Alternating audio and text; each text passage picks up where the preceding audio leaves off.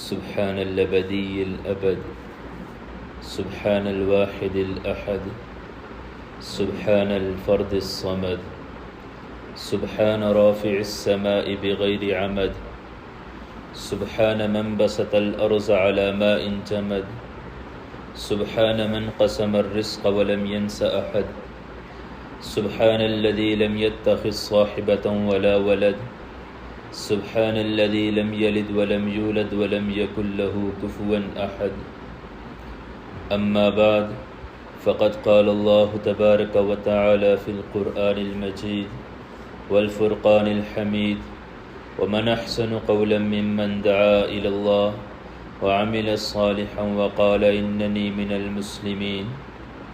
قال النبي صلى الله عليه وسلم: إذا صلت المرأة خمسها وصامت شهرها وحصنت فرجها وأطاعت بعلها دخل من أي أبواب الجنة شاءت، أو كما قال عليه الصلاة والسلام.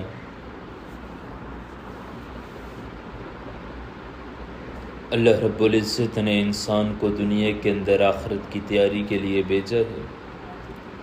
کوئی انسان دنیا کے اندر ہمیشہ رہنے کے لیے نہیں آیا، بلکہ اس نے اللہ کے پاس جانا ہے اور جا کے ایک ایک لمحے کی کارگزاری سنانی ہے.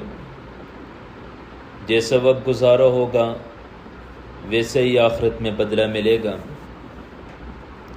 یاد رکھیں کہ کامیاب ہر انسان ہونا چاہتا ہے، چاہے مرد ہے یا عورت ہے، بچہ ہے یا جوان ہے، چاہتا ہے میں کامیاب ہو جاؤں.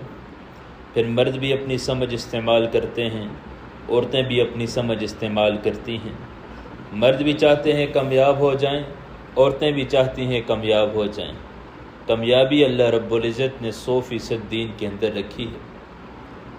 دین زندگی کے اندر ہے تو کامیاب ہے، دین زندگی کے اندر نہیں تو یہ انسان ناکام ہے. اللہ کی نظروں کے اندر بھی ناکام ہے، قرآن کی اصطلاح کے اندر بھی ناکام ہے، احادیث کی روح سے بھی یہ انسان ناکام ہے کہ اس انسان کا اللہ کے ہاں کوئی مقام اور کوئی مرتبہ نہیں ہے، کہ یہ ہر ایک کی نظر کے اندر ناکام انسان ہے. اللہ کی نظر کے اندر بھی یہ انسان ناکام ہے. کامیابی آئے گی نبی علیہ السلام والی مبارک محنت سے. وہ محنت جیسے مردوں کی ذمہ داری ہے، عورتوں کی ذمہ داری بھی ہے. جیسے مردوں کا حق ہے، عورتوں کا حق بھی ہے. جیسے مرد چاہتے ہیں کہ ہم کامیاب ہو کے چلے جائیں، عورتیں بھی چاہتی ہیں ہم کامیاب ہو کے چلے جائیں. لیکن یاد رکھیں مردوں سے زیادہ دنیا کے اندر عورتیں ہیں، اور عورتوں سے اللہ رب العزت نے دین کا بہت اونچی سطح پہ کام لیا ہے. آج کی عورتیں اپنے آپ کو بہت کمزور سمجھتی ہیں. وہ یہ سوچتی ہیں کہ یہ تو مردوں کی ذمہ داری ہے، یہ تو بڑے بڑے لوگ کام کریں گے، یہ تو بڑا کوئی عالم ہوگا وہ دین کا کام کرے گا، کوئی شیخ الحدیث ہوگا وہ دین کا کام کرے گا. نہیں، آپ تاریخ اٹھا کے دیکھیں کہ کس قسم کی عورتیں اللہ نے ان سے کس طرح دین کا کام لیا. دو جملے زبان سے نکالے اور اللہ رب العزت نے ان کو کہاں سے کہاں پہنچا دیا. آپ اسی پہ غور کریں کہ 4 خلفائے راشدین ہیں، اور ان میں سے حضرت ابوبکر صدیق رضی اللہ تعالیٰ عنہ اور حضرت علی رضی اللہ تعالیٰ عنہ نبی علیہ السلام کے ہاتھ میں ایمان لے کر آتے ہیں، اور حضرت عمر رضی اللہ تعالیٰ عنہ بہن کے 2 بولوں کے اوپر کلمہ پڑھ کے اسلام میں داخل ہو جاتے ہیں. بہن کی دعوت کے اوپر اسلام میں داخل ہو جاتے ہیں. پھر اللہ ان سے کتنی اونچی سطح پہ دین کا کام لے رہا ہے. کیا خیال ہے کہ حضرت عمر کا جو 22 سال کا زمانہ ہے، دور حکومت ہے، وہ انصاف ہے، وہ عدل والی زندگی ہے، کیا اس کے اندر اس بہن کا ہاتھ نہیں جو دائرہ اسلام میں داخل ہونے کا سبب بنی؟ کیا اس کا ہاتھ نہیں حضرت عمر رضی اللہ تعالیٰ عنہ کے اسلام لانے کے بعد جو کارنامے ہیں ان کے اندر ان کی بہن کا ہاتھ نہیں؟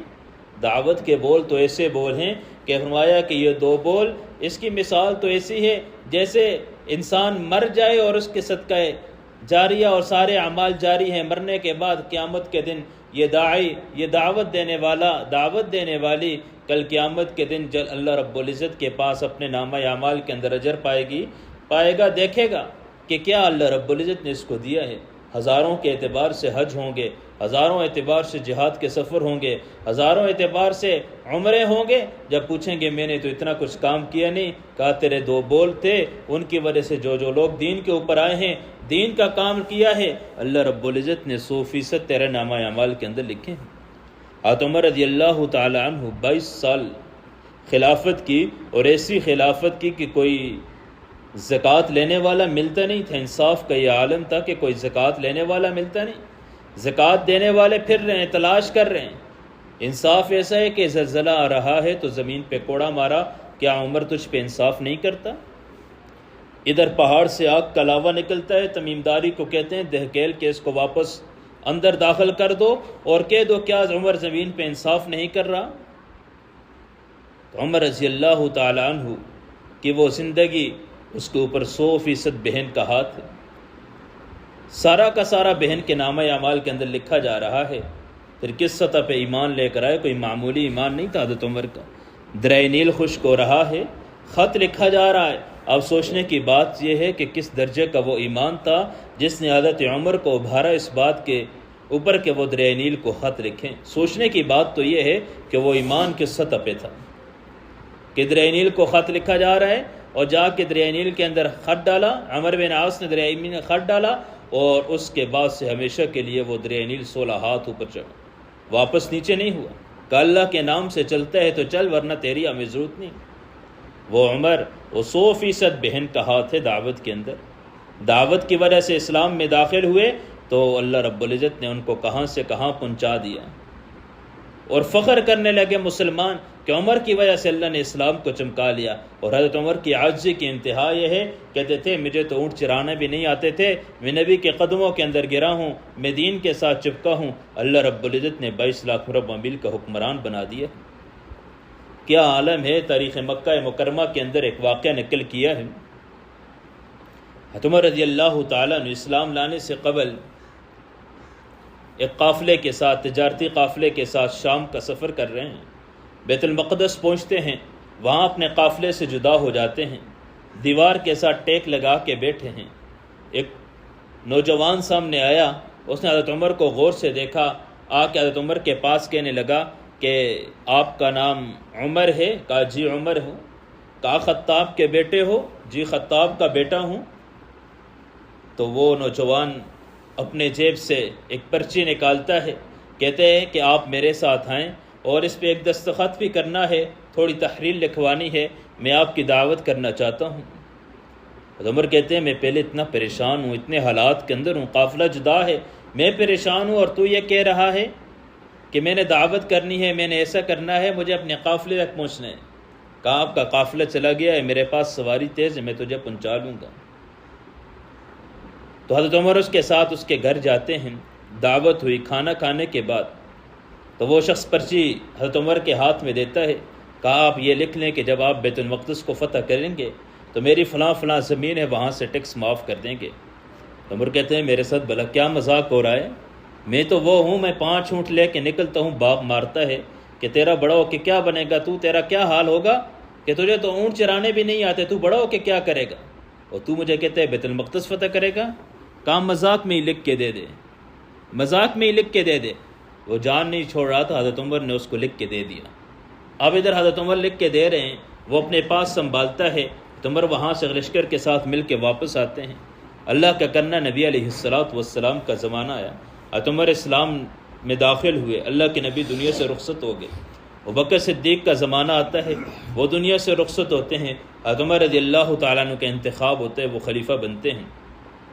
22 لاکھ مربع میل پہ حکمرانی ہو رہی ہے، اور ابھی بیت المقدس فتح نہیں ہوا۔ لشکر کو بھیجا، اور جیسے وہ گئے اور انہوں نے کہا کہ اپنے امیر کو، اپنے حکمران کو ہمارے پاس بھیجیں، ہم ان سے چند سوالات کریں گے، اگر انہوں نے سوالوں کے جواب دے دیے تو ہم بغیر لڑائی کے بیت المقدس کی چابیاں آپ کے ہاتھ میں ڈال دیں گے۔ تو زوات سب اس لشکر نے خط لکھ کے حضرت عمر رضی اللہ تعالیٰ عنہ کو بھیجا ہے۔ عمر رضی اللہ تعالیٰ عنہ اپنے غلام اسلم کو ساتھ اپنی سواری پہ بٹھاتے ہیں۔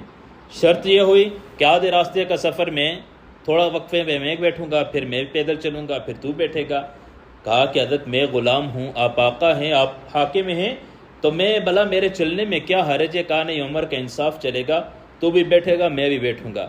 چلتے چلتے سامنے بیت المقدس ہے، باری اسلم کی آ چکی ہے اوپر بیٹھنے کی۔ کہا امیر المؤمنین اب تو سامنے حکومت ہے، ان سے بات کرنی ہے، آپ اوپر آ جائیں میں نیچے آ جاتا ہوں۔ کہا نہیں انصاف ہے، تجھے اوپر بیٹھنا پڑے گا۔ جب وہاں گئے تو اسلم کہتے ہیں کہ لوگ مجھے سلام کر رہے ہیں۔ میں نے کہا میں امیر نہیں ہوں، امیر جو آگے جس کے ہاتھ میں لگام ہے یہ امیر ہے۔ کہا ہماری پہلی شرط پوری ہو چکی ہے۔ حضرت عمر کے کپڑوں پہ نگاہ ڈالی تو کہا دوسری شرط پوری ہو چکی، پیوند لگے ہوا لباس ہے۔ کہا کہ وہاں میں گیا اور وہاں حضرت عمر جا کے اسی دیوار کے ساتھ بیٹھتے ہیں، بیت المقدس کی دیوار کے ساتھ بیٹھ رہے ہیں، تو ایک بوڑھا شخص آتا ہے اور حضرت عمر سے وہی سوال کرتا ہے کہ تے خطاب کے بیٹے ہو؟ کہا جی خطاب کا بیٹا ہوں۔ عمر نام ہے؟ کہا عمر نام ہے۔ جب یہ سوال کیے تو اس بوڑھے شخص نے پرچی نکالی، کہا کہ آپ نے ایک دستخط آج سے کچھ عرصہ پہلے چند سال قبل دستخط کیے تھے، اس کے مطابق آپ فیصلہ کر دیں۔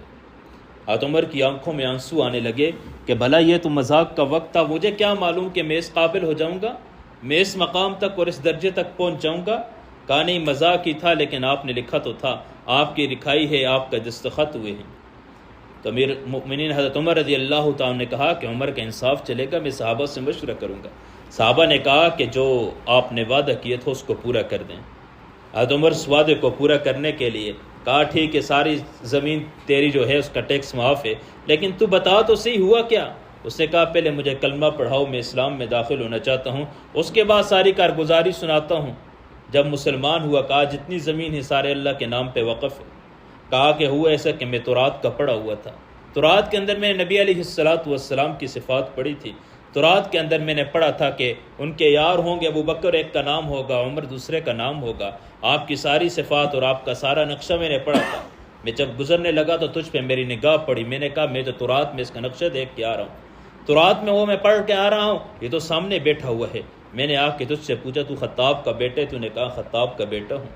میں نے کہا تیرا نام عمر ہے؟ تو نے کہا عمر ہے۔ میں نے کہا یہی وہ شخص ہے، اللہ اس سے اتنی اونچی سطح پہ دین کا کام لے گا کہ ایک وقت آئے گا کہ بیت المقدس بھی اس کے ہاتھ کے اوپر فتح ہوگا۔ تو میں بات کر رہا تھا کہ پیچھے دعوت دینے والی ایک بہن ہے، وہ اللہ رب العزت نے اتنی اونچی سطح پہ دین کا کام ان سے لیا ہے، تو کیا اس کے اندر بہن کا ہاتھ ہے یا نہیں؟ حضرت عثمان رضی اللہ تعالیٰ عنہ اپنی پھپھی کی دعوت کی وجہ سے اسلام میں داخل ہو رہے ہیں، تو کیا خیال ہے 44 لاکھ مربع میل پہ اسلام کا پرچم لہرانے والے ہوں عثمان، کیا اس کے اندر اس کی پھپھی کا ہاتھ ہے یا نہیں؟ تو اصل یہ ہے کہ آج کی عورتیں اس بات سے مایوس ہو چکی ہے کہ یہ کام تو مردوں کا ہے، یہ تو بڑے قسم کے لوگ جو ہوں گے، جن کے پاس علم ہوگا، جن کے پاس دعوت کوئی بولنے کا طریقہ آتا ہوگا، دعوت بیان کر سکے ہوں گے، وہ یہ کام کریں گے۔ ہمیں تو کچھ آتا نہیں ہے۔ نہیں، دعوت کے بول کیا ہیں؟ دعوت کے بول کیا ہیں؟ اللہ کی بڑھائی بولنی ہے، اللہ کی عظمت کو بولنا ہے۔ دعوت دنیا سے ہوتا ہوا نظر آ رہا ہے، اس سے ہٹا کے آخرت کی طرف متوجہ کرنا ہے۔ لوگ دنیا دنیا دنیا کر رہے ہیں، نہیں، آخرت، دین، اعمال، اس کی طرف لوگوں کو متوجہ کرنا ہے۔ یہ دعوت ہے، یہ تو بہت آسان ہے، جنت کا کمانا اتنا مشکل نہیں ہے، عورتوں کے لیے تو بہت ہی آسان ہے کامیاب ہونے کی۔ نبی علیہ السلام کی روایت جو میں نے خطبے کے اندر پڑھی کہ کتنی کہا کہ 4 چیزوں کے اہتمام کر لیں، جنت کے جس دروازے سے چاہیں عورتیں داخل ہو جائیں۔ کہا صرف 4 چیزوں کا اہتمام کرنا ہے۔ قاعدہ صلت المرأة خمسہا، فرمایا جو عورت 5 وقت کی نماز کا اہتمام کرے، جو عورت 5 وقت کی نماز کا اہتمام کرے، اور فرمایا وصامت شہرہا، مایا کہ رمضان کا مہینے کے روزے رکھے، وحسنت فرجہا، اپنی ناموس کی، اپنی عزت کی حفاظت کرے، واطاعت بعلہا، اپنے شوہر کی اطاعت کرے، دخل من ایشی ابواب الجنت شاءت، فرمایا جنت کے جس دروازے سے چاہے داخل ہو جائے۔ کتنا آسان ہے۔ سب سے پہلا عمل کیا ہے؟ نماز کا اہتمام کرنا ہے۔ آج دیکھیں ہم نماز کی کتنی پابندی کرتی ہیں، آج کی عورت نماز کی کتنی پابندی کرتی ہے، حالانکہ کتنا بڑا حکم ہے نماز کا، کتنا بڑا حکم ہے۔ اسلام لانے کے بعد، کلمہ پڑھنے کے بعد سب سے پہلا حکم ہی نماز کا ہے۔ فرمایا مسلمان اور کافر کے درمیان فرق کرنے والی چیز ہے ہی نماز کی۔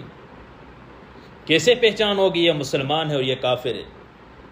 اللہ کے نبی بھی جب کسی جگہ حملہ کرنے جاتے تو وہاں فجر کی نماز کے وقت دیکھتے کہیں اذان ہوتی تو وہاں حملہ نہیں کرتے کہ یہاں مسلمان ہیں، اذان نہ ہوتی تو سمجھ جاتے کہ یہ مسلمانوں کی بستی نہیں، کیونکہ اسلام اور کفر کے درمیان فرق کرنے والی چیز نماز ہے۔ اور آج ہماری نمازوں کا کیا حال ہے؟ جو پڑھتے ہیں تو ان کی نمازوں کا کیا حال ہے؟ حالانکہ نماز تو وہ عبادت ہے کہ جو براہ راست اللہ سے لینے کا ذریعہ ہے۔ جب نماز کا حکم نازل ہوا تو صحابہ ایک دوسرے کو مبارکباد دینے لگے کہ اب تو اللہ سے براہ راست لینے کا ذریعہ مل چکا ہے، اب تو ہر پریشانی کا حل اللہ نے دے دیا ہے، 2 رکعت نماز پڑھ کے اللہ سے مسائل حل کریں گی۔ اب تو 2 رکعت نماز پڑھنی ہے تو اپنے مسائل کو حل کرنا ہے۔ آج ہم بڑی بڑی پریشانیوں کے اندر پھنسے ہوئے ہیں۔ آج ہماری نمازیں کیسی ہیں کہ اللہ سے مسائل حل کیوں نہیں کرتے؟ کیونکہ ہمارا دل نہیں لگا ہوا۔ نماز جو پڑھتے بھی ہیں وہ ایسے ہی پڑھتے ہیں کہ اللہ اکبر کہنے کے بعد دنیا کے سارے خیالات نماز کے اندر آتے ہیں۔ حالانکہ نماز کا اہتمام کرنے والے اپنے اسلاف کے واقعات انسان کو پڑھنے چاہیے۔ شیخ عبد القادر جیلانی رحمہ اللہ کا ملفوظ ہے نا، اگر تم چاہتے ہو کہ اپنے اسلاف اور جو اپنے اکابر ہیں ان کی مجلس کا نور چاہتے ہو، ان کی مجلس کی برکات چاہتے ہو، تو ان کی زندگی کو پڑھو، ان کے واقعات کو پڑھو، سنو اور سناؤ۔ جب سے میں نے یہ ملفوظ پڑھا ہے حضرت کا، تو اس کے بعد سے میں نے اسلاف کی زندگی کو پڑھنا شروع کیا کہ ان کی زندگی کیسی تھی، کس طرح کی ان کی زندگی گزاری، کیسے اللہ رب العزت سے ان کا تعلق بنا ہوا تھا۔ خیر نماز پہ بات کر رہا تھا کہ نماز کے اندر ان کا اہتمام کیسا تھا۔ امام اعمش رحمہ اللہ کا واقعہ حلیۃ الاولیاء کے اندر ابو نعیم اصفہانی رحمہ اللہ نے نقل کیا ہے، فرمایا ان کی زندگی ایسی گزری ہے، 70 سال زندگی کے ایسی گزرے ہیں کہ کبھی ان سے تکبیر اللہ فوت نہیں ہوئی۔ اور آج ہماری نمازیں کیسی ہیں، اور آج ہماری نمازوں کا حال کیا ہے؟ آج ہماری نمازیں ایسی ہیں، گھر کے اندر بیٹھے رہتے ہیں، دیکھتے رہتے ہیں، انتظار کرتے ہیں، ابھی تو بڑا وقت ہے، ابھی تو بڑا وقت ہے نماز کے اندر۔ تو تکبیر اللہ کا اہتمام کس طرح؟ مایا کہ 70 سال زندگی کے ایسے گزرے ہیں کہ ان سے تکبیر اللہ فوت نہیں ہوئی، کیونکہ وہ جانتے تھے کہ نماز وہ عبادت ہے کہ جو اللہ سے براہ راست لینے کا ذریعہ ہے۔ جب انسان نماز کا عادی بن جائے گا، اپنی نماز کو بنا لے گا، اللہ اس کے ہر مسئلے کو حل کریں گے۔ والجواہر فی العقوبہ کربی کی کتاب، اس میں ایک واقعہ نقل کیا ہے کہ ایک عورت کے بارے میں آتا ہے کہ وہ روٹیاں بنا رہی تھی تندور پہ، تو تندور جلانے کی اس نے کہا تندور جلا کے جاتی ہوں، نماز پڑھ کے آ جاتی ہوں، تندور گرم ہو جائے گا اور ادھر میری نماز ختم ہوگی، واپس آ کے روٹیاں پکا لوں گی۔ اب تندور جلایا اور جا کے نماز میں شروع ہو گئی۔ چھوٹا سا بچہ تھا، شیطان آیا ماں کے پاس، کہا بچہ تندور میں جا کے گر جائے گا، نماز توڑ، اور جا کے بچے کو پکڑا۔ شیطان نے بچے کا رخ تندور کی طرف کر دیا۔ اس کا تعلق اللہ کے ساتھ بنا ہوا تھا۔ فقہی مسئلہ تو یہی ہے، ایسے موقع پہ نماز کا توڑنے دینا چاہیے۔ اپنا بچہ نہ ہو، کسی اور کا بچہ بھی ہو، جان جانے کا خطرہ ہو، کسی عرض کے جانے کا خطرہ ہو، تو ایسے موقع پہ نماز کے توڑ دینا چاہیے۔ لیکن بعض انسان کا اللہ کے ساتھ ایسا تعلق ہوتا ہے، وہ کہتا ہے ساری دنیا تباہ و برباد ہو جائے لیکن میرے اللہ کے تعلق کے اندر کوئی خلل واقع نہ ہو۔ تو اس عورت کا اللہ سے ایسا تعلق بنا ہوا تھا، وہ بچہ گھسٹتے گھسٹتے تندور کے قریب آیا اور جا کے تندور کے اندر گر گیا۔ شیطان عورت کے پاس گیا، بچہ گر چکا ہے، جل کے کوئلہ بن جائے گا، جا اس بچے کو نکال تندور سے۔ وہ عورت نماز میں لگی رہی، ادھر سلام پھیرا اور واپس آئی، اور اللہ رب العزت نے اس نماز کی برکت بتا رہا ہوں کہ کیسی برکت تھی کہ اللہ رب العزت نے اس بچے کو جو تندور کے اندر گرا تھا کیا کرامت دکھائی کہ جو انگارے تھے اللہ نے ان کو ہیرے بنا دیے، اور وہ بچہ ان ہیروں کے ساتھ کھیل رہا ہے، وہ بچہ ان ہیروں کے ساتھ کھیل رہا ہے۔ انسان کا تعلق اللہ سے بن جائے، ساری دنیا کے نظام سیدھے ہو جائیں گے۔ انسان کا معاملہ اللہ سے درست ہو جائے، سارے معاملات دنیا کے درست ہو جائیں گے۔ اگر اللہ سے معاملہ انسان کا درست نہیں ہے تو دنیا کے معاملات تو بگڑیں گے ہی بگڑیں گے، تو اللہ کی نظروں کے اندر بھی بگڑا ہوگا، اللہ کے ساتھ جو معاملات ہیں وہ بھی بگڑ جائیں گے، دنیا کے معاملات بھی بگڑتے جائیں گے۔ حالانکہ نماز کے اندر سستی کرنا کتنا سخت عذاب ہے۔ فرمایا کہ جو نماز قضا کر کے پڑھ لے، یعنی کہا چھوڑ دے، کہا اپنے وقت سے ہٹ کے پڑھے، میں 2,88,00,000 سال جہنم کی آگ کئی دن بنے گا۔ امام ذہبی نے اپنی کتاب الکبائر کے اندر ایک واقعہ نقل کیا ہے، شیخ صاحب نے فضائل اعمال میں بھی نقل کیا ہے کہ ایک عورت کا انتقال ہوتا ہے تو اس کا بھائی دفنانے میں شریک ہے، بھائی کے کچھ قیمتی کاغذات تھے قبر کے اندر گر گئے، قبر بند ہونے کے بعد گھر آیا، کاغذات تلاش کیے، کاغذ مل نہیں رہے۔ جب اس نے سوچا میں جب دفنا رہا تھا تو میرے جیب سے کچھ گرا تھا، لگتا ہے وہ کاغذ قبر میں گر چکے ہیں۔ علماء سے مشورہ کیا، انہوں نے کہا قبر کو کھودنا جائز نہیں، دوبارہ کھولنے کی اجازت نہیں۔ اس نے کہا بڑے قیمتی ہیں۔ خیر یہ گیا اور اس نے ایک طرف سے قبر کو کھولا تو کیا دیکھتا ہے، وہ ساری قبر آگ کے شعلوں سے بھری ہوئی ہے، اور بھاگتا ہوا ماں کے پاس آیا اور ماں سے آ کے کہا کہ خیریت تو ہے، بہن کا کون سا ایسا عمل ہے کہ اس کی قبر کے اندر آگ کے شعلے بھرے ہوئے ہیں؟ کہا بیٹا اور تو مجھے کچھ نہیں پتا، ہاں اتنا پتہ ہے کہ نماز کے اندر سستی کیا کرتی تھی۔ اس نماز کی سستی کا یہ حال ہے، اس کا یہ عذاب ہے کہ اللہ رب العزت نے قبر کو آگ کا گڑھا بنا دیے۔ تو سب سے پہلے کہا اذا صلت المرأة خمسها، جو عورت 5 وقت کی نماز کا اہتمام کرے۔ تو یہ نیت اور عزم کر لیں کہ انشاءاللہ ہم سے کوئی نماز نہیں چھوٹے گی، کسی حال میں بھی نہیں چھوٹے گی۔ اور دوسرا کہا وصامت شہرا، فرمایا 1 مہینے کے روزے رکھنے۔ ہماری اسلاف کے اندر ایسی عورتیں بھی گزری ہیں، اللہ والی ایسی عورتیں بھی گزری ہیں، اسلاف کے واقعات ایسے بھی آتے ہیں کہ ان کی زندگی کیسی گزری، تو آج ہم سے رمضان کے روزے نہیں رکھنے جا رہے، ان کی زندگی کیسی گزری۔ ابن جوزی رحمہ اللہ نے صفت الصفا کے اندر ایک واقعہ نقل کیا کہ حفصہ بنت سیرین رحمہ اللہ کے ان کی زندگی کا معمول یہ تھا کہ روزانہ 15 پارے قرآن کی تلاوت کیا کرتی تھی، اور فرمایا کہ سال بھر روزے رکھا کرتی تھی ایام تشریق کے علاوہ، سارا سال روزہ رکھتی تھی۔ اور آج ہمارا حال کیا ہے؟ تو روزے کے ساتھ انسان کا اندر کی خواہشات ختم ہوتی ہیں۔ اور فرمایا تیسری چیز وحسنت فرجہا، فرمایا اپنی ناموس اور اپنی عزت کی حفاظت کریں۔ عورت کا زیور سونا نہیں ہے، عورت کا زیور اچھے لباس نہیں ہے، اچھے کپڑے نہیں ہیں، اچھا پہننا کھانا، یہ چیزیں نہیں ہیں۔ عورت کا زیور اس کی حیا اور اس کی پاکدامنی ہے۔ یہ تو انسان کے اپنے بس کی بات ہوتی ہے۔ انسان اگر اپنی عزت کی حفاظت کرنا چاہے تو اللہ ہر جگہ اس کی عزت کی حفاظت کرتے ہیں۔ ابھی کہا نا کہ اگر کوئی عورت اپنی عزت کی حفاظت کرنا چاہے تو اللہ رب العزت دریا کی موجوں کے اندر بھی اس کی عزت کی حفاظت کرتے ہیں، اور جو عورت اپنی عفت کی حفاظت نہ کرنا چاہے تو گھر کی 4 دیواری اس کی عزت کی حفاظت نہیں کر سکتی۔ علامہ یعفی رحمہ اللہ نے اپنی کتاب روض الریاض فی حکایت الصالحین کے اندر ایک واقعہ نقل کیا ہے۔ مایا کہ عبد الواحد بن زید رحمہ اللہ بہت بڑے اللہ کے ولی گزرے ہیں۔ یہ بیت اللہ کا طواف کر رہے تھے، طواف کرتے ہوئے ایک عورت پہ نگاہ پڑی، ایک عورت کو دیکھتے ہیں، اس کے کندھے پہ ایک بچہ اٹھایا ہوا ہے، اور اس عورت کی زبان پہ ہر قدم پہ اللہ کا شکر ہے، اللہ جو تو ماضی کے اندر تو نے ہمارے اوپر احسان والا معاملہ کیا، یہ اللہ میں تیرا شکر ادا کرتی ہوں۔ تو عبد الواحد بن زید کہتے ہیں کہ میں نے کہا خیریت تو ہے، ایسا کون سا اللہ نے احسان والا معاملہ کیا، ایسی کون سی نعمت کر دی کہ قدم قدم پہ اس رب کا شکر ادا کیے جا رہے ہیں۔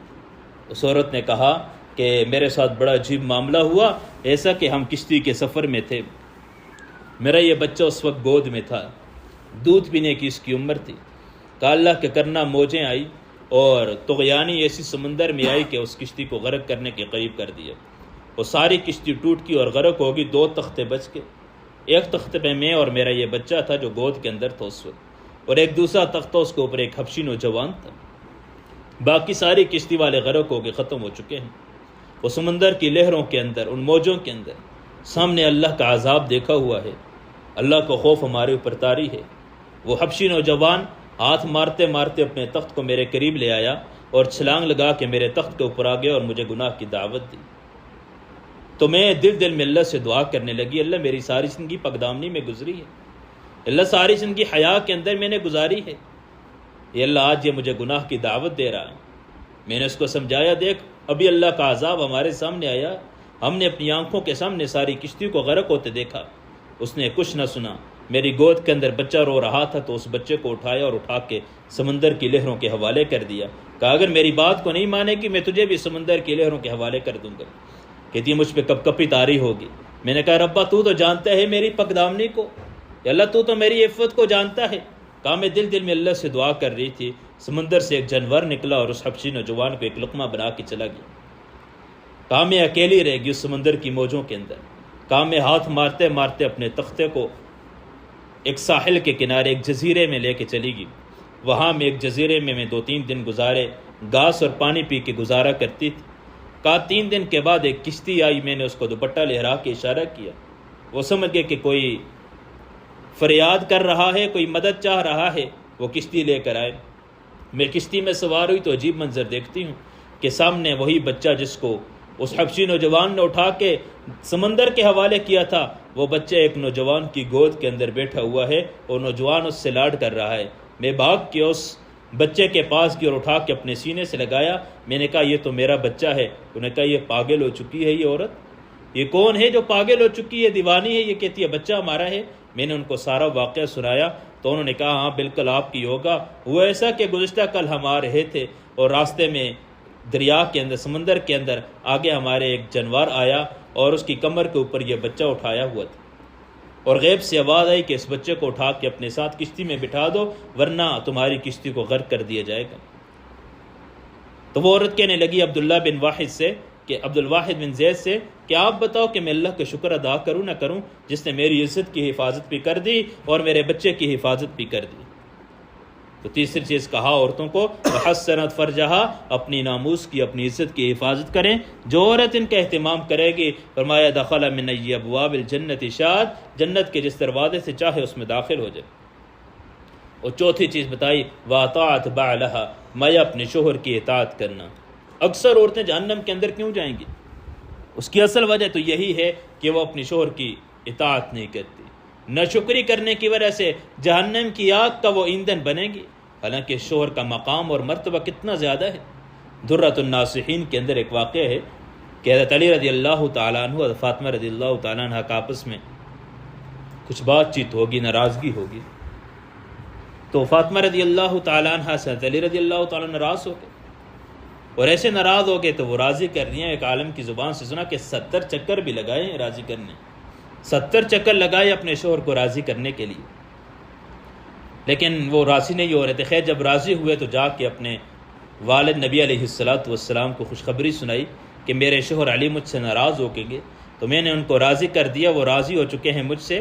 تو نبی علیہ السلام نے فرمایا اے بیٹی سن، اگر اس حال میں تیرا انتقال ہو جاتا تو دنیا سے چلی جاتی، تیرا شوہر علی تجھ سے ناراض ہوتا تھا، تیرا شوہر علی ناراض ہوتا تو میں تیرا جنازہ نہ پڑھتا۔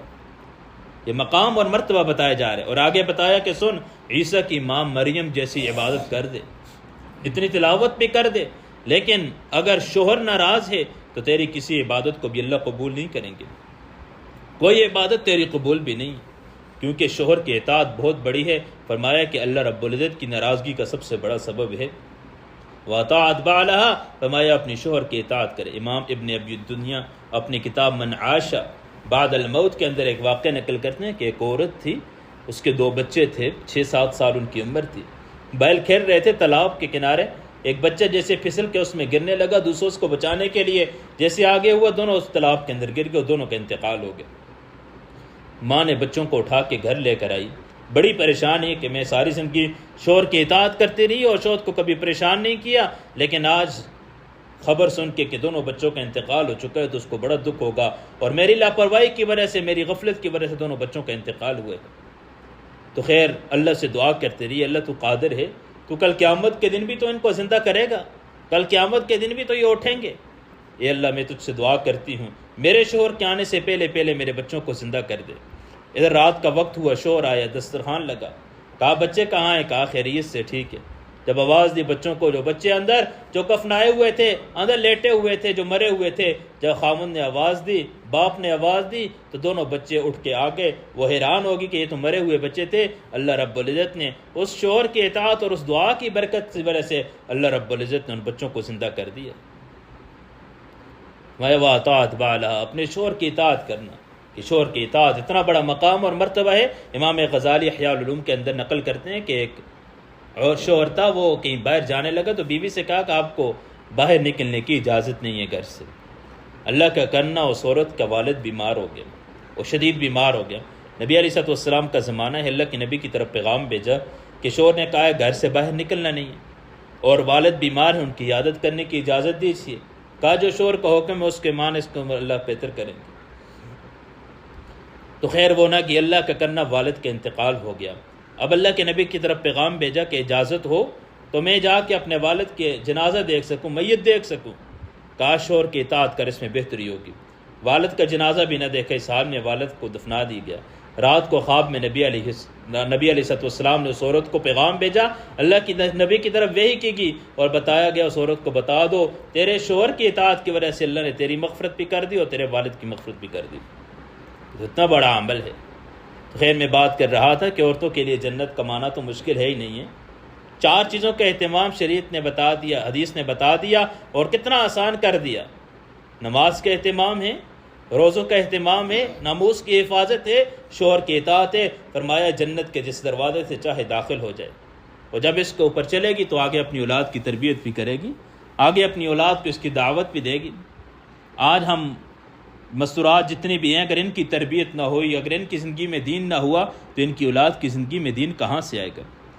کیسے ان کی اولاد کی زندگی کے اندر دین آئے گا؟ اور کیسے دین کا وہ جذبہ پیدا ہوگا جو پہلی امت کی عورتوں کے اندر دین کا جذبہ تھا، اور جو اس امت کی عورتوں کے اندر جو پہلے گزری ان کے اندر دین کا جذبہ تھا؟ کیسا کیسا صحابیات کے واقعات آپ نے پڑھے ہوں گے کہ ان کی زندگیوں میں کس طرح دین کا جذبہ تھا کہ سارے بچوں کو اللہ کے نام پہ قربان کر دینے کو فخر سمجھا کرتے تھے۔ ابن جوزی رحمہ اللہ نے اپنی کتاب صفت الصفا کے اندر ایک واقعہ نقل کیا ہے کہ امام ابو قدامہ شامی رحمہ اللہ بہت بڑے عالم دین گزرے ہیں۔ ان کے بارے میں وہ ایک مرتبہ اللہ کے راستے میں جانے کی ترغیب دے رہے تھے کہ اللہ کے راستے کے اندر نکلو، یہ فضائل ہیں، اور اللہ کے راستے میں خرچ کرو تو یہ فضائل ہیں۔ خیمے میں مستورات بھی تھی، باہر مرد تھے۔ خیر جو جانا چاہا، جو تیار ہوئے وہ چلے گئے جہاد کے لیے، اللہ کے راستے میں نکل گئے، اور جنہوں نے جو دینا تھا، تعاون کرنا تھا، وہ بھی دے دیا۔ تو جانے لگے تو ایک عورت خیمے سے باہر نکلی پردے کے اندر، اس نے کہا کہ یہ ایک تھیلی ہے، اس کو لے لیں۔ چمڑے کی بنی ہوئی تھی اور ساتھ ایک کاغذ کے اوپر کچھ لکھا ہوا تھا، ایک رکا دے دیا۔ امام ابو قدامہ فرماتے ہیں کہ میں نکلا اور میں نے اس رکے کو پڑھا، اس کے اندر لکھا ہوا تھا کہ اس تھیلی کے اندر میرے سر کے بال ہیں، میں غریب ہوں، میرا شوہر پچھلے سال جہاد میں شہید ہو چکا تھا، میرا ایک ہی بیٹا ہے وہ بھی اللہ کے راستے میں گیا ہوں، میں ہوں اور میرے 7 سال کی ایک بچی ہے، گھر کے اندر اور کوئی ہے نہیں، اور گھر کے اندر کوئی اس قسم کا سامان نہیں کہ آپ کو اللہ کے راستے میں خرچ کرنے کے لیے دے سکیں۔ عورت کو سب سے زیادہ پسند اس کو سر کے بال ہوتے ہیں، اگرچہ شرعی اعتبار سے یہ جائز نہیں ہے، یعنی اس عورت کا جذبہ بتا رہا ہوں کہ اللہ کے راستے میں خرچ کرنے کا، اللہ کے نام پہ دینے کا کیسا جذبہ تھا۔ کہا سب سے زیادہ مجھے محبوب میرے یہ بال تھے، اور ان کو میں نے کاٹ کے دیا کہ اپنی جو رسی ہے، جو گھوڑے کی لگام ہے، اس کے اندر ان بالوں کو استعمال کر لینا کہ میرا بھی اللہ کے راستے کے اندر کچھ نہ کچھ حصہ پڑ جائے۔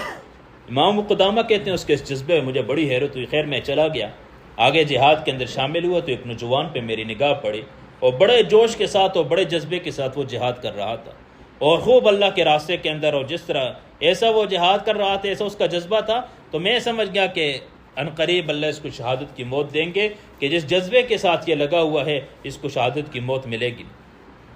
کہ اللہ کا کرنا اس کے پاس سے تیر ختم ہوئے، میرے پاس آیا، کہا کہ مجھے کچھ تیر ادھار چاہیے۔ میں نے کہا کہ میدان جہاد کے اندر بھی کوئی ادھار مانگتا ہے؟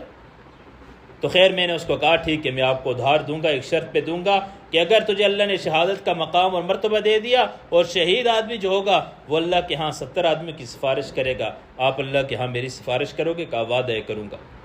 کہا اللہ کا کرنا وہ گیا، اس سے وہ تیر بھی ختم ہوئے، یہ زخمی ہو کے گرا، میں بھاگ کے گیا، میں نے اس کو اٹھا کے اپنی گود کے اندر رکھا، اور اس کے مرنے کے قریب اس سے کہا کہ اس نے مجھے ایک شاپر دیا، ایک تھیلا دیا، کہا اس کے اندر میرے ایک جبہ ہے، یہ میری ماں تک پہنچا دینا۔ میں نے کہا آپ کی ماں کون ہے؟ کہا وہی جس نے آپ کو اپنے بال کاٹ کے دیے تھے رسی کے اندر لگانے کے لیے۔ تو میں بڑا حیران ہوا اس عورت کے جذبے کو، اس کے بچے کی جوانی اور اس کے جذبے کو، اور اس کے خاوند کا اللہ کے راستے میں شہید ہونا، سارا وہ منظر میرے سامنے آ گیا۔ کہ اللہ کا کرنا اس کا انتقال ہوا، جب ہم نے اس کو دفنایا، قبر کے اندر رکھا تو قبر نے اٹھا کے اس کو باہر پھینک دیا۔ ہم بڑے حیران کہ باپ اتنا اللہ کے راستے میں شہید ہوا، ماں کا یہ جذبہ اور بچے کی یہ قربانی اور یہ جذبہ، لیکن قبر تو بڑے بڑے گناہ گاروں کو قبول کر دیتی ہے، اس کو کیوں اٹھا کے باہر پھینکی؟ کہ بڑے حیران ہیں، بڑے پریشان ہیں، ہوا کیا ہے، معاملہ کیا ہے؟ کہ اللہ کی طرف متوجہ ہوئی، غیب سے آواز آئی، ابو قدامہ اس کو چھوڑ دو، یہ ہمارا دوست ہے، اس کو چھوڑ دے، اس کے ساتھ ہم جو معاملہ کریں گے یہ ہمارا دوست ہے۔ کہتے میں خاموش ہو گیا، پیچھے ہٹ گیا، کیا دیکھتا ہوں کہ آسمان سے سفید پرندے آتے ہیں اور آ کے اس کے جسم کو نوچنا شروع کر دیتے ہیں۔ جب وہ اڑ کے چلے گئے، باقی جو جسم تھا وہ اٹھا کے میں نے قبر کے حوالے کیا، وہ جو اس کی امانت تھی اس کی والدہ تک پہنچانے کے لیے گھر کا پوچھ کے آیا۔ جب میں گھر پہنچا اور دستک دی تو ایک بچی باہر نکلی، جب اس کی نگاہ مجھ پہ پڑی تو اس نے حسرت بھری آواز میں کہا کہ اماں جان لگتا ہے کہ بھائی بھی شہید ہو چکا ہے، پچھلے سال باپ نہیں آیا، اس سال بھائی بھی نہیں آیا۔ کہا میری ماں بھاگتی، اس کی ماں بھاگتی ہوئی آئی، کہا کہ کون؟ کہا ابو قدامہ ہوں۔ کہا خیریت سے آنا ہوا؟ کہاں آپ کی بچی کی امانت آپ کے پاس پہنچانے آیا ہوں۔ کہا کیا امانت ہے؟ جب دی تو کھولا، اس کے اندر ایک جبہ تھا۔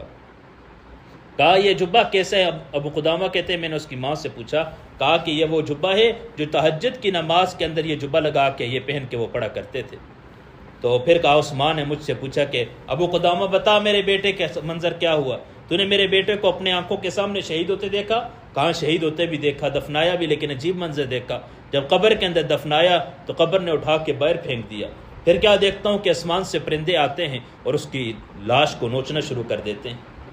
تو کہا ماں خوشی کی وجہ سے اس کی آنکھوں میں آنسو آئے، کہا اللہ کا شکر، اللہ نے میرے بیٹے کی دعا کو قبول کر دیا۔ امام ابو قدامہ کہتے ہیں کہ میں نے پوچھا خیریت تو ہے؟ کون سی ایسی دعا تھی، کیا ہوا ہے؟